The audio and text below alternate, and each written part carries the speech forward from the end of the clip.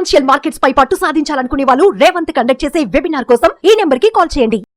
So coming to subject, hello Ram sir. Hi Naraju. Thank you so much for the content and naturalistic talented ఉంటారు కొంతమంది. So వాళ్ళు ఏ విధంగా earn చేస్తారు? ఈ visualisation 2.0 happy మనీలో ఏం చెప్తారు? నారాజు, హోవార్డ్ గార్డ్నర్ గురించి మనం ఇంతకుముందు మాట్లాడాం. ఆయన మొదట్లో ఏం చేశాడంటే 7 ఇంటెలిజెన్సెస్ మాత్రమే ఐడెంటిఫై చేశాడు. ఇటీవలే 1984 ఆ ప్రాంతంలో ఆయన మనిషికున్న తెలివితేటల్లో కేవలం mathematics, musical, interpersonal, intrapersonal, visual, spatial ఇవన్నీ మాట్లాడాం. కానీ ఇంపార్టెంట్ ఏంటంటే నేచర్తో కనెక్ట్ అవ్వడం కూడా ఒక తెలివే. ఈ తెలివితేటలు ఉండడాన్ని కూడా మనం ఐడెంటిఫై చేయాల్సిందే అని న్యాచురలిస్టిక్ ఇంటెలిజెన్స్ అని ఆయన ఇంట్రడ్యూస్ చేశాడు. అంటే ప్రకృతితో సంబంధాన్ని పెంచుకొని, ప్రకృతితో మమేకమై, ప్రకృతి అందాన్ని, ప్రకృతినిచ్చే సమాచారాన్ని అద్భుతంగా అందుకొని ఆ తెలివితేటలతో పైకి వచ్చేవాళ్ళు వాళ్ళ కెరీర్ని బిల్డ్ చేసుకోవచ్చు, డబ్బులు సంపాదించవచ్చు, ప్లస్ వాళ్ళకు కూడా సమాజంలో అద్భుతమైన గుర్తింపు ఉంది అని. ఒక్కొక్కసారి చూస్తే న్యాచురలిస్టిక్ ఇంటెలిజెన్స్ అంటే అసలు మనం నేచర్తో కనెక్ట్ అయ్యాం కాబట్టి చూస్తూనే మనకి ఏం కనిపిస్తుంది అంటే ఆ నేచర్ కనిపిస్తుంది. నారాజు, ఈరోజు నువ్వు ఎప్పుడే కానీ ఇట్లాంటి చాలా అరుదుగా భావించే భావనలు నీలో నువ్వే ఇప్పుడు చూసుకునే దృశ్యాలు నేను నీకు చూపిస్తాను. అంటే ప్రకృతికి కనెక్ట్ అయిన వాళ్ళు కరెక్ట్గా గుర్తుపడతారు. అసలు ఏంటి వీళ్ళ ప్రత్యేకత? ప్రకృతికి కనెక్ట్ అయిన వాళ్ళు అని అంటే they can recognize, analyze objects, plants and animals. ఏదైనా సరే ఒక మొక్కను చూసినా, ఒక ప్రకృతి ప్రాంతాన్ని చూసినా సరే దాన్ని అద్భుతంగా అనలైజ్ చేయగలరు, సీజన్స్ని అర్థం చేసుకోగలరు, అనిమల్స్ని చూసినా వాటి ప్రవర్తనని అర్థం చేసుకోగలరు. వాళ్ళు ప్రకృతితో అంత కనెక్ట్ అయ్యి ఉంటారు. వీళ్ళు న్యాచురలిస్టిక్ ఇంటెలిజెన్స్. ఈ ఇంటెలిజెన్స్ వాళ్ళు కూడా అద్భుతమైన శాలరీలతో పనిచేసే ఉద్యోగాలు ఉన్నాయంటే మనం ఆశ్చర్యపోతాం. కానీ ఉద్యోగాల గురించి మాట్లాడే ముందు నారాజు, ప్రకృతి ఈరోజు రేపు వచ్చింది కాదు, మనం పుట్టక ముందు నుంచి ఉన్నది ప్రకృతి. ప్రకృతిలో ఎన్ని అందాలు ఉన్నాయో, ఎన్ని విచిత్రాలు ఉన్నాయో, ఎన్ని రహస్యాలు ఉన్నాయో, ఎంత తవ్వినా సరే అవి బయటపడుతూనే ఉంటాయి. కొత్త విషయాలు మనం తెలుసుకుంటూనే ఉంటాం.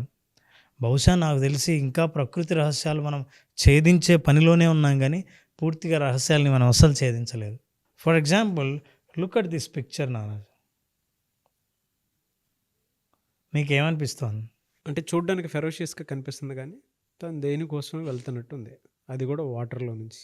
సో న్యాచురలిస్టిక్ ఇంటెలిజెన్స్ని జనరల్గా చాలామంది ఈ ఫోటో చూస్తూనే వాళ్ళు అబ్జర్వ్ చేసేవి ఎలా ఉంటాయో చెప్తాను. నెంబర్ 1, ఏ టైంలో ఇది బయటకు వచ్చింది? ఇది పొద్దున్న, మధ్యాహ్నమా? రెండవది, ఇది మగపులే, ఆడపులే? మూడవది, కాలుకున్న కనిపించే గోరును బట్టి దాని వయసు ఎంత ఉంటుంది? దాని ముఖంలో ఉన్న చారల్లో ఉన్న డిజైన్ ప్రకృతి ఎంత అద్భుతంగా చిత్రీకరించింది. ఇప్పుడు నీళ్ళల్లోకి దిగుతున్న పులి వేట కోసం దిగుతోందా, స్నానానికి దిగుతోందా? కళ్ళల్లో అగ్రెసివ్నెస్ ఉందా, ప్రశాంతత ఉందా?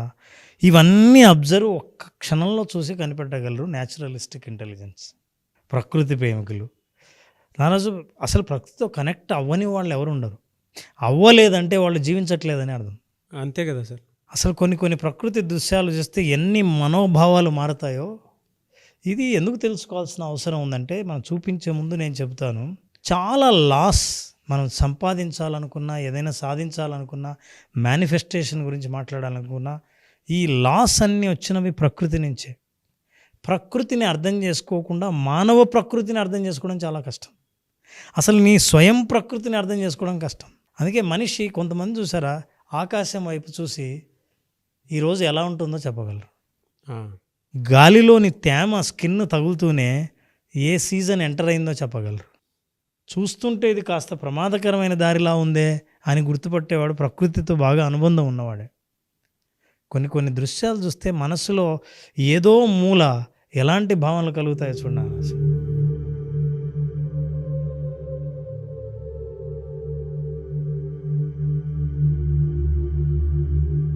ఈ దృశ్యాలు చూసినప్పుడంతా మనం అక్కడ ఉంటే ఎలా ఉంటుంది, అసలు ఆ వాతావరణం ఎలా ఉంటుందని బ్రెయిన్ స్టార్ట్స్ ఫీలింగ్ ఇట్.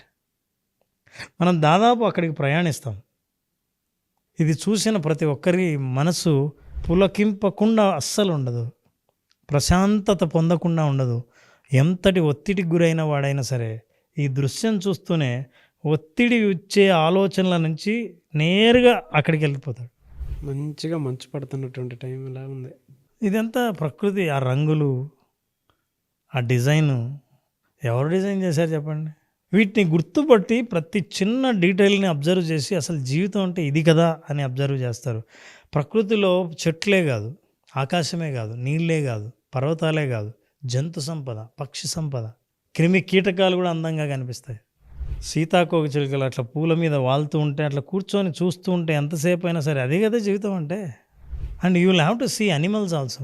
వన సంరక్షణ ఎందుకు చేస్తారంటే, రిజర్వ్ ఫారెస్ట్లను ఎందుకంటారంటే, ఏవైతే అంతరించిపోతున్న జంతు జాతులు ఉన్నాయో ఆ జంతు జాతుల్ని కాపాడడం కోసం ఆ అడవుల్ని కూడా సంరక్షించే బాధ్యత ప్రభుత్వము, ప్రజలు తీసుకుంటారు.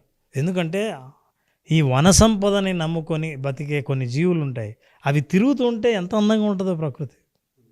ఇవన్నీ మనం చూస్తూ పోతే నారాజు, అట్లా అప్పుడప్పుడు ప్రతి మనిషి ప్రకృతితో కనెక్ట్ అవ్వాలంటే అప్పుడప్పుడు ప్రకృతిలోకి నడిచి వెళ్ళాలి. ఈ చుట్టూ ఉన్న మానవ సమాజంలో ఉన్న ఆలోచనలు, ఒత్తిళ్ళు, ఆందోళనలు అన్నీ వదిలేసి ప్రకృతిలో ఉన్న ప్రశాంతతను ఎంజాయ్ చేయడం కోసం అట్లా నడుచుకుంటూ ఒక్కర్లు వెళ్ళిపోతే ప్రకృతి మనతో మాట్లాడుతుంది. మన భాష కూడా ప్రకృతి అర్థం చేసుకుంటుంది, మనం ఎప్పుడూ ఎక్స్ప్రెస్ చేయొచ్చు. నేచర్ మనతో ఎప్పుడూ కనెక్ట్ అయ్యి ఉంటుంది, మనమే గుర్తించం. యూనివర్స్ కూడా మనతో ఎప్పుడూ కనెక్ట్ అయ్యే ఉంటుంది. కనెక్ట్ అయి ఉంటుంది. ఇట్లా కనెక్ట్ అయిన వాళ్ళు యూనివర్సల్ లాకు బాగా కనెక్ట్ అవుతారు. బట్ మనకేం కావాలనేటువంటి దాని మీద అవగాహన ఉండదు. అంటే మనం అడగం, ఇలాంటిది ఒకటి ఉందని తెలియదు, ఇంకెట్లా వస్తుంది ఏదన్నా సరే. అందుకే కొంతమందికి ఇంట్యూషన్స్ అంటారు చూడాలి. ఇంట్యూషన్స్ని ఇమ్మీడియట్గా క్యాచ్ చేయగలరు. జరగబోతోంది అన్న విషయం ఎట్లా తెలుస్తుందంటే, you know that vibration, you will connect with the vibration, you will connect with the frequencies. ప్రకృతిలో మనం చూసినప్పుడు కొన్ని చాలా అమాయకంగా అందంగా కనిపిస్తాయి. ఇలా చూడండి, ఎంత అదృష్టం ఉండాలి. ఈ కాసేపు అయినా ఇవన్నీ మనం దృశ్యాలు చూడగలుగుతున్నామంటే, ప్రతి సీజన్లో ఒక రోజు 24 గంటల్లో ఒక తెల్లవారుజాము, ఒక మధ్యాహ్నం, ఒక సాయంత్రం, ఒక పొద్దున, ఏ టైం చూసినా, ఈవెన్ అర్ధరాత్రి చూసినా సరే, వర్షం కురిసే రాత్రిలో అర్ధరాత్రి దృశ్యం ఎంత అద్భుతంగా కనిపిస్తుంది. ఇది వర్షాకాలం. వర్షాకాలంలో ఇట్లాంటి దృశ్యాలు చూసినప్పుడు ఎంత మనసు ఆనందంగా ఉంటుంది. అయితే ఇవే కాకుండా ఇది మనం అందం గురించి మాట్లాడాం, భావుకత్వం గురించి మాట్లాడాం. అయితే ఈ ప్రకృతిని కాపాడడానికి చాలామంది ప్రపంచవ్యాప్తంగా పాపులర్ అయిన ఎన్విరాన్మెంటల్ సైంటిస్టులు ఉన్నారు. పర్యావరణ శాస్త్రవేత్తల్లో ప్రముఖుల్లో ఇంతమంది ఉన్నారు. పచౌరీ గారికి నోబెల్ ప్రైజ్ వచ్చింది, ఇండియన్ ఎన్విరాన్మెంటలిస్ట్గా. నోబెల్ ప్రైజే, నోబెల్ పీస్ ప్రైజ్ వచ్చింది ఆయనకి. చార్లెస్ డార్విన్, మనందరికీ తెలుసు, ది ఆరిజిన్ ఆఫ్ స్పీసీస్, మానవ పరిణామ సిద్ధాంతాన్నే చెప్పాడు. అసలు ప్రకృతిలో మార్పులు ఎలా జరిగాయి, మార్పు ప్రకారం జీవులు ఎట్లా మారిపోయాయి అనే సిద్ధాంతీకరించిన వాడు చార్లెస్ డార్విన్. మనేకా గాంధీ, ఆవిడ కూడా ప్రకృతి ప్రేమికురాలు, పర్యావరణ శాస్త్రవేత్త, మేధా పాట్కర్. వీళ్ళందరూ ప్రకృతిని అన్నింటినీ నాశనం చేసి ప్రాజెక్టులు కడుతుంటే ఆపేసి ప్రజలందరితో ఉద్యమాలు చేసి చాలా పాపులర్ అయిన వాళ్ళు. ఎవరో ఎందుకు నారాజు, మనం చెప్పుకోవాలంటే మన తెలంగాణలో వనజీవి డాక్టర్ దరిపల్లి జానకిరామయ్య, ఆయన వనజీవి రామయ్య అని బాగా పేరు. అట్లా తలకు పట్టుకొని 1,000,000 మొక్కలు నాటాడంటే ఆశ్చర్యపో. ప్రకృతితో ఎంత ప్రేమ, ఎంత సంబంధం, కాపాడాలనే బాధ్యత ఎంత ఉంటే అంత చేయగలరు. సో ఈ విషయం ఎందుకు చెప్తున్నానంటే, వీళ్ళందరూ ఏదో అమాయకంగా సేవ చేసుకుంటా పోలేదు. అట్లాంటి పెద్ద ఆయన ఏం చేశాడు, ఆయనకు రాష్ట్రపతి అవార్డు వచ్చింది 1,000,000 మొక్కలు నాటినందుకు. ఎక్కడ చూసినా సరే ఆయన తల మీద మొక్కలు పెట్టుకొని పోతున్నాడు, మొక్క బొమ్మనే క్యారీ చేస్తూ వెళ్తున్నాడు. ఈవిడందరికీ బాగా తెలుసు, సాలుమరద తిమ్మక్క. ఈవిడ కర్ణాటక నుంచి, ఇంకో ఈవిడ కూడా కర్ణాటక నుంచే. 70-80 ఏళ్ల వయసు దాటి ఉన్న మహిళలు వీళ్ళందరికీ ప్రభుత్వం బాగా గుర్తించింది. కొన్ని కిలోమీటర్ల పాటు చెట్లు నాటుకుంటూ వెళ్ళారు. ఈవిడ ఒక ట్రైబల్కి సంబంధించిన ముసలావిడ, 78 ఏళ్ళు. ఆవిడ ప్రకృతితో ఎంత సంబంధం అంటే, అడవిలోకి తీసుకెళ్ళి ఎక్కడికి తీసుకెళ్ళినా ఇట్లా మొక్క అని చెప్తే, ఈ మొక్క ఏంటి, దీని పేరేంటి, దేనికి ఉపయోగపడుతుంది, ఇది ఎక్కడెక్కడ దొరుకుతుందో చెప్పేస్తుంది. అట్లా కొన్ని వేల రకాల మొక్కలను గుర్తించి వాటి ప్రయోజనాలను చెప్పగల మేధా సంపత్తి ఆవిడకు ఉంది. సో న్యాచురలిస్టిక్ ఇంటెలిజెన్స్ వీళ్ళందరూ. నిజంగా జాబ్స్ రావాలంటే నారాజు, ఎవరైనా ప్రకృతిని నిజంగా సహజంగా అది నేర్పిస్తే వచ్చేది కాదు. Can you give a training? ప్రకృతిని ఎలా ప్రేమించాలో ట్రైనింగ్ ఇవ్వగలమా? లేదు. సహజంగా వచ్చే తెలివితేటలు, సహజంగా ప్రకృతితో ఆనందంగా గడిపి ప్రకృతికి తన బాధలన్నీ చెప్పుకోగలిగిన న్యాచురలిస్టిక్ ఇంటెలిజెన్స్ ఉన్నవాళ్ళు, వాళ్ళకున్న కెరీర్లు environmental science, agricultural, zoology, botany, conservations, వీళ్ళు ప్రపంచమంతా పర్యటించే అవకాశం వీళ్ళందరికీ వస్తుంది. ఎన్వైరన్మెంటలిస్ట్ జీవాలని ఎక్కడైనా కాపాడడం కానీ, జూలో వాటిని జంతు సంరక్షణ చేయడం కానీ, అట్లాగే అమాయకంగా ఉన్న మూగజీవాలకు సేవ చేయడంలో కానీ వీళ్ళందరూ ఉంటారు.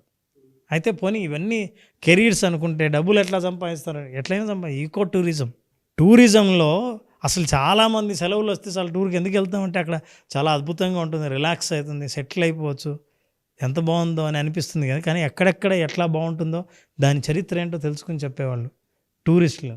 రన్నింగ్ ఏ ఫామ్ హౌస్లు, ఆర్గానిక్ ప్రొడ్యూసర్స్ బిజినెస్. చాలామంది ఇప్పుడు ఈ మధ్య ఆర్గానిక్ బిజినెస్ అంటే చాలా పాపులర్ అయింది. అంటే ఒక మనిషి సహజంగా దొరికే ఆహార పదార్థాలతో ఆరోగ్యాన్ని ఎట్లా కాపాడుకోవాలో తెలిసి దేన్ని పండిస్తే మనిషి తింటే ఆరోగ్యంగా ఉంటాడో కనుక్కోవడం, ఇదంతా ఎన్వైరన్మెంటల్ సైన్స్ సహజంగా ఇవన్నీ. సో ఎన్వైరన్మెంటల్ కన్సల్టింగ్, చాలామంది సాఫ్ట్వేర్ ఇంజనీర్లు అగ్రికల్చర్లోకి వచ్చారు నారాజు. ఇవాళ చాలామంది ఛానల్స్ కూడా పెట్టుకుని, ప్రకృతి ప్రేమికులు యూట్యూబ్ ఛానల్స్ పెట్టుకుని కూడా వాళ్ళకి తగినంత విధంగా కొంతమంది సర్వీస్ చేసుకుంటూ ఛానల్ డెవలప్ చేసుకుంటూ దాంతోపాటు కొత్త కొత్త ప్రోడక్ట్స్ని, ప్రకృతి ప్రోడక్ట్స్ని చూపిస్తూ మంచి ఇన్కమ్ సోర్స్ కూడా క్రియేట్ చేసుకున్నటువంటి వాళ్ళు ఉన్నారు.